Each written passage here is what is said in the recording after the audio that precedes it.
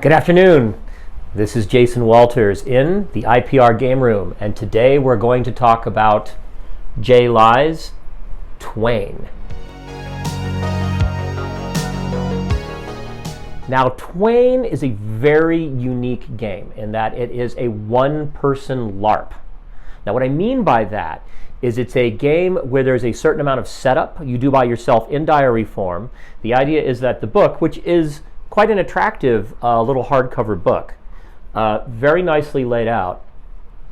The idea is that you actually start off your game in basically reflection and diary form, writing directly into the book. And then, after that, you go to a public place by yourself and simulate like a phone conversation. So, by way of background, so the idea of Twain is that you play yourself in the game, but you play an alternate reality version of yourself, where you, as a younger person or a child, had both magical abilities and a twin. And you go through a series of storytelling exercises to define those magical abilities and that twin. And you and your twin practiced this magic together, but as time went by, an event happened. It could be a real event for your life or something you make up for your imaginary version of your life.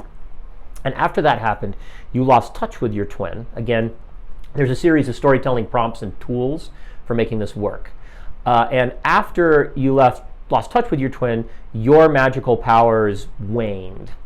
Whereas your twin went on to become a very advanced practitioner of magic. Now, the idea is that magic in the world is about like magic would be in our world, which is to say a secret and a cult and not public thing. We're not talking about a superhero setting. We're not talking about a setting where people are using magic instead of technology. We're talking about like a hidden world, a hidden tiny underground of a few number of people that can do these things.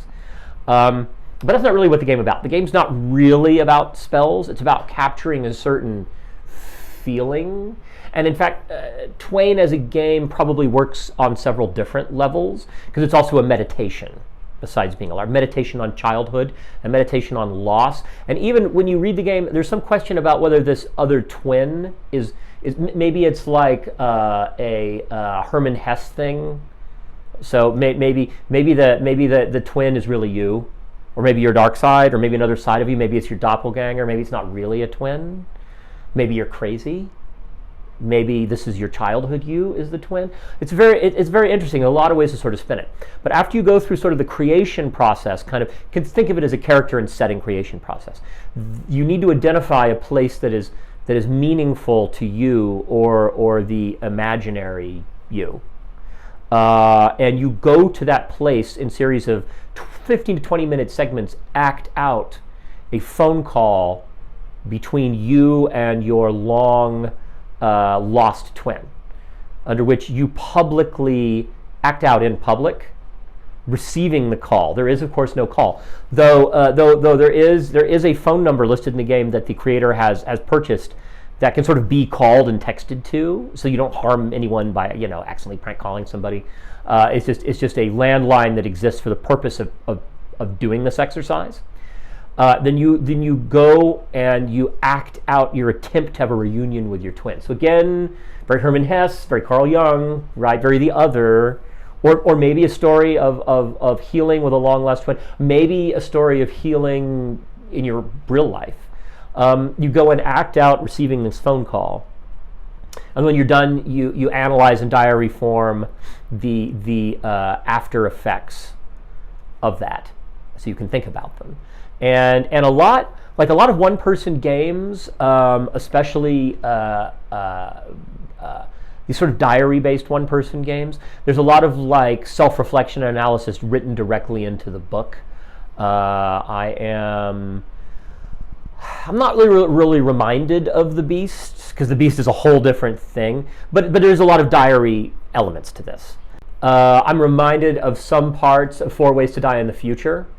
The one-player game in 4 Ways to Die in the Future reminds me somewhat of this. So, in conclusion, an extremely interesting storytelling experiment, well worth your time. I've been thinking about leading maybe a little group of my friends down from the Black Rock Desert where We live to maybe, I was thinking the GSR Casino in Reno, which has this huge basement level, enormous mall area. It really, for whatever reason, it really grabs me. This would be a good place to play Twain, but you know best in your life where that would be. For me, someplace that's like a really good mixture of something you're sentimental about and kind of open and impersonal. So like if you're yelling at an imaginary person on a phone call, maybe people wouldn't like bother you with that, like in a casino, probably.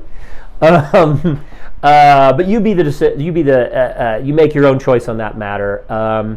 Again, fantastic, very interesting experiment. Check it out. It can be purchased here at Indie Press Revolution from our store. Also, follow us on the social medias, Facebook, Twitter, and Instagram. Subscribe to our newsletter and, of course, our YouTube channel. And remember, and I can tell you this as a person that used to live in downtown San Francisco, when screaming into a cell phone and gesturing wildly and crazily, be conscientious of others, gamers.